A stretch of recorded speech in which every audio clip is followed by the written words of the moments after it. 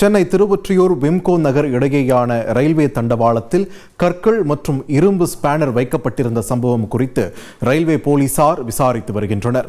இதுகுறித்த கூடுதல் தகவல்களை எமது செய்தியாளர் சாலமன் வழங்கிட கேட்கலாம். சாலமன், வணக்கம். இந்த விவகாரம் தொடர்பாக தற்போது வரைக்கும் கிடைத்திருக்கக்கூடிய தகவல்கள் என்னென்ன, விரிவா பதிவு பண்ணுங்க. நேற்று பகல் 2:30 மணி அளவுல திருவொற்றியூர் மற்றும் விம்கோ நகர் இடையே உள்ள ரயில் தண்டவாள பகுதியில அங்க இருக்கக்கூடிய ரயில்வே போலீசார் தீவிரமாக அங்கு ரோந்து பணியில ஈடுபட்டு வந்தனர்.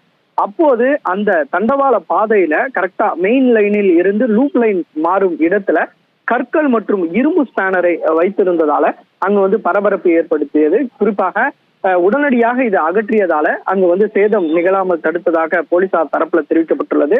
இது வைக்கப்பட்டிருந்தால கரெக்டாக அந்த லைன்ல ரயில் தண்டவாள பாதையில ரயில் இருந்தால் அது விபத்து ஏற்பட வாய்ப்பிருப்பதாகவும் போலீசார் தரப்புல தெரிவிக்கப்பட்டுள்ளது.